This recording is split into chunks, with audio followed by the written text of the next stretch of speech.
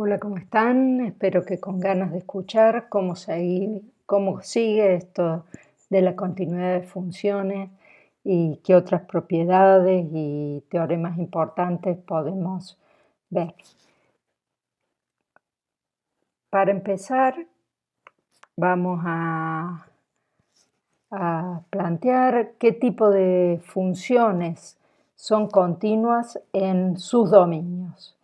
Ya esto de acuerdo a la manera en que hemos definido estas funciones o cómo han calculado ustedes o cómo saben calcular ustedes sus límites, hemos visto que las funciones polinomiales, las funciones radicales o raíces, las racionales, las exponenciales, las logarítmicas y las funciones trigonométricas y sus inversas son continuas en todos los puntos de sus dominios.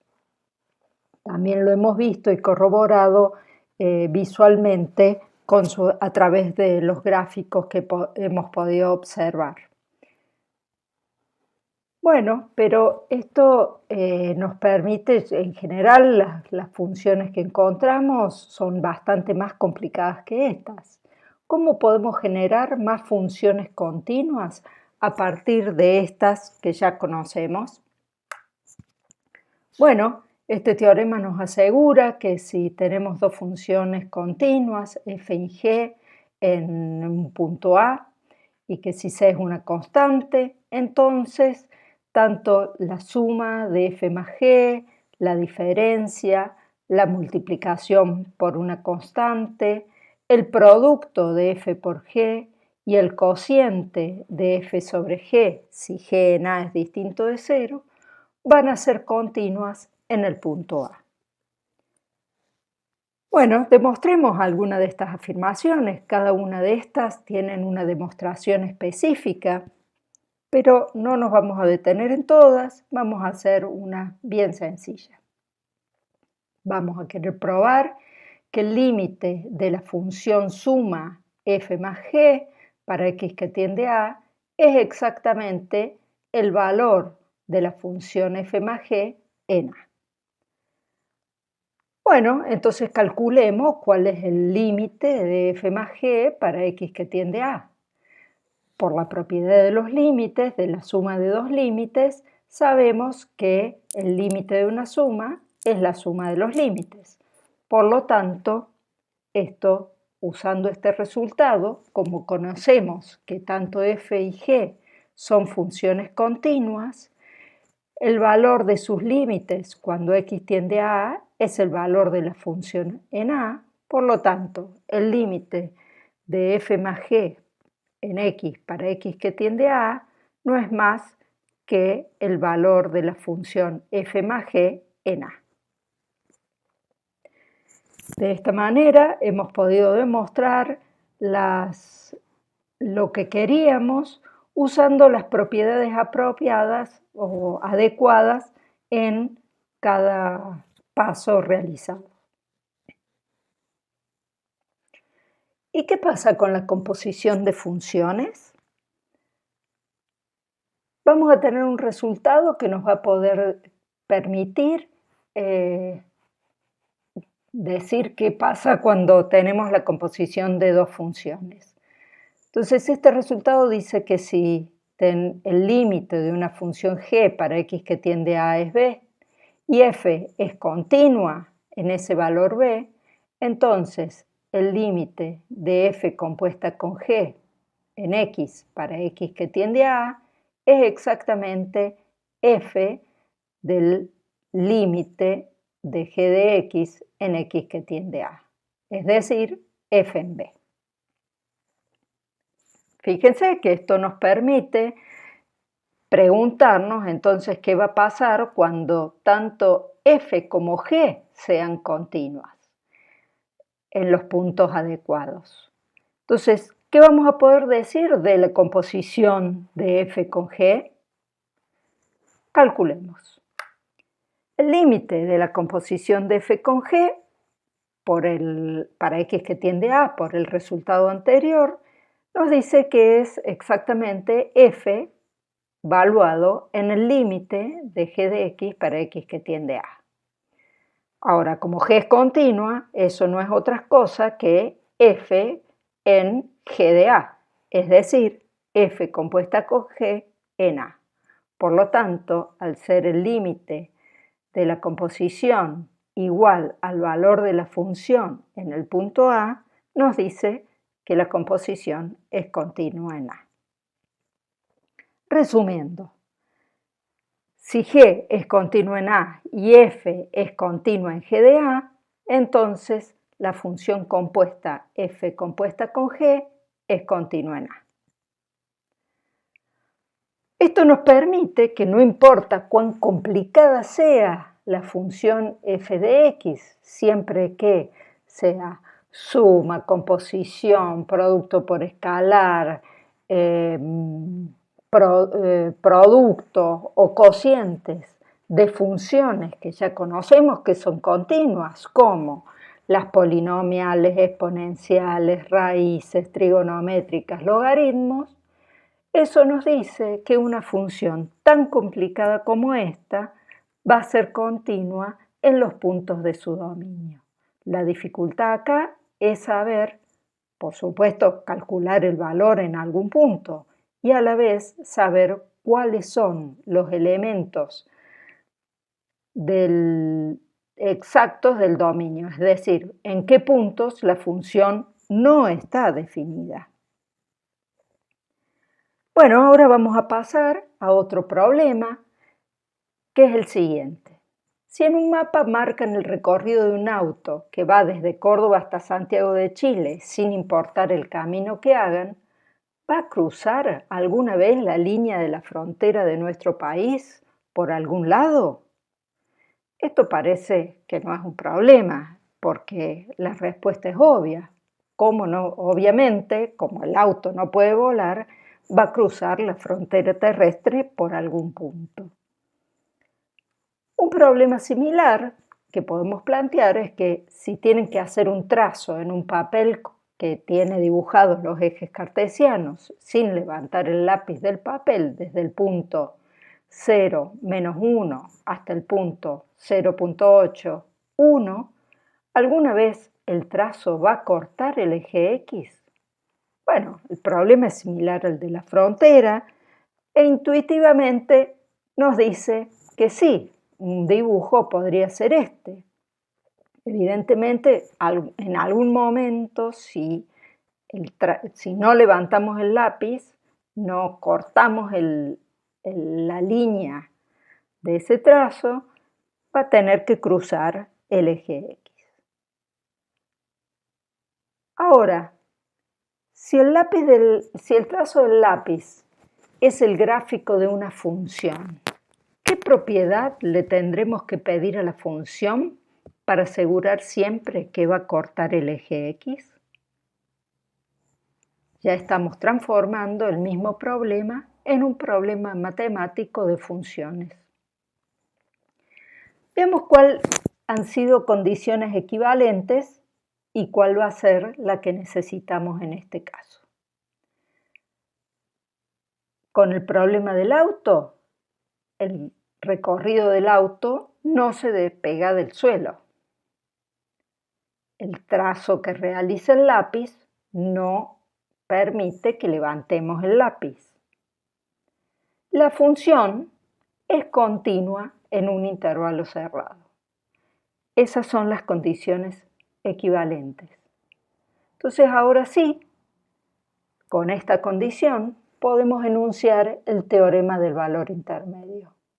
Si f es una función continua en un intervalo cerrado a b, f en a es 0 y f en a es menor que 0 y f en b es mayor que 0, entonces f se anula en algún punto c en el intervalo abierto a b. Bueno, pero compliquemos un poquito más la situación. Fíjense si estamos en una situación en donde tenemos una función definida en un intervalo AB, el valor de f en a es distinto al valor de f en b, C a u un valor intermedio entre f de A y f de B, queremos saber si alguna vez, si va a existir un punto C en el intervalo AB para el cual f en C sea exactamente el valor U dado. Este gráfico nos ejemplifica qué es lo que pasaría. En principio, la respuesta es sí, es igual. ¿Cómo enunciaríamos esta otra versión más general del teorema del valor intermedio? Bueno, de esta manera. Si f es una función continua en un intervalo cerrado a b, f en A es distinto a f de b y u es un valor intermedio entre f de A y f de b, entonces existe un C en el intervalo abierto a b tal que f en C es U. Bueno, con este teorema podemos dar una linda aplicación del teorema del valor intermedio. Supongamos que tenemos la ecuación 2x a la quinta menos 3x al cuadrado más x menos 10 igual a 0. ¿Podremos asegurar que tiene una solución en el intervalo 0,2 sin graficarla con un graficador? Buena pregunta, ¿no? Intuitivamente diríamos que sí. ¿Por qué? Porque el término izquierdo de la igualdad es un polinomio de quinto grado cuyo coeficiente principal es positivo, por lo cual la rama derecha va hacia arriba, la rama izquierda va hacia abajo, o sea que el límite de ese polinomio para x que tiende a infinito es infinito y para x que tiende a menos infinito es menos infinito. Eso nos dice como un polinomio, el gráfico de un polinomio tiene un solo trazo sin cortes ni saltos, que alguna vez va a tener que cortar el eje X. Pero poder asegurarlo en el intervalo 0,2, eso ya es otra cosa. Y si la ecuación era del tipo de un polinomio de grado par, las dos ramas van siempre para el mismo lado. En ese caso sería más difícil asegurar si realmente va a poder tener en algún intervalo una raíz. Analicemos entonces qué pasa en el intervalo 0,2 utilizando el teorema del valor medio. Observemos que el teorema del valor medio, con su enunciado, solo nos asegura la existencia de una raíz, no nos asegura el valor de esa raíz. Y siempre y cuando se cumplan las condiciones del teorema, las hipótesis del teorema. Bueno, entonces veamos qué pasa en el intervalo 0,2 usando el teorema del valor intermedio. F en 0 es menos 10, que es un valor negativo, y en 2 nos da un valor positivo. Esto nos dice que el teorema del valor intermedio nos dice que podemos asegurar que existe un C en el intervalo 0,2 tal que f en C es 0. Para el otro polinomio, el de grado par, el 2x a la cuarta menos 3x al cuadrado más x menos 10, pasa algo similar. En 0 es negativo, en 2 es positivo, por lo tanto, también podemos asegurar que tiene una raíz en el intervalo 0,2. Pero por supuesto quedan muchas más preguntas. ¿Podríamos delimitar mejor el intervalo donde está la raíz? ¿Esta raíz es única? ¿Podríamos dar un valor aproximado de esta raíz? Bueno, una de esas aplicaciones, vamos a poder responder a una de esas preguntas con una aplicación de este teorema, que es la siguiente. Vamos a probar primero con otros intervalos más chicos para ver si podemos asegurar con mejor precisión el valor de la raíz del polinomio f de x igual a 2x a la quinta menos 3x al cuadrado más x menos 10. Ya sabemos que hay una raíz que es positiva porque está en el intervalo 0,2 y su parte entera es menor que 2. Probemos con una calculadora el intervalo 1, 1.5. En 1 es menos 10, es negativa. En 1.5 el polinomio es menor que menos 0.06, es decir, que tiene un valor negativo también.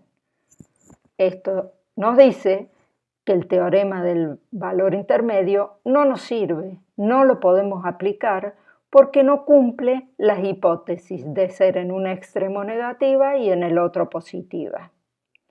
Pero esto sí nos dice que posiblemente esté la raíz del intervalo 0,2, que sabemos que hay una, que esté a la derecha del intervalo 1,5.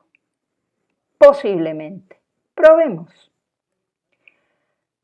Entonces, considerando el intervalo 1.5, 1.6, vemos que el polinomio en 1.5 es negativo y el valor del polinomio en 1.6 es mayor que 37, por lo tanto es positivo. Ahora sí podemos aplicar el teorema del valor intermedio y nos asegura que existe un c en ese intervalo, que es raíz del polinomio. Es decir, ya podemos asegurar que c es igual por lo menos a 1.5 con otros términos de la expresión decimal de c. Entonces afinemos más el intervalo, pongamos 1.5 y 1.55. En 1.5 ya habíamos dicho que era negativo el polinomio y en 1.55 el polinomio da un valor positivo. Bueno, esto nos asegura de nuevo que la raíz está en el intervalo 1.5 1.55. Por lo tanto, la raíz c tiene como primeros dígitos decimales 1.55 y continuarán otros. O, lo que es lo mismo, podemos decir que c es aproximadamente 1.55 asegurando 2 grados de precisión, es decir, con 2 dígitos después de la coma seguros. Bueno, este método, que lo pueden hacer ustedes, es uno de los métodos conocidos hace mucho tiempo con los que las computadoras calculan raíces de polinomios. Se basa en este teorema del valor intermedio. Bueno, con esto vamos a terminar esta clase. Hasta la próxima. Buena suerte, estudien mucho, hagan los ejercicios, consulten las dudas que tengan, no se queden con dudas y no se atrasen, porque después remontar es mucho más difícil. Buena suerte y hasta la próxima.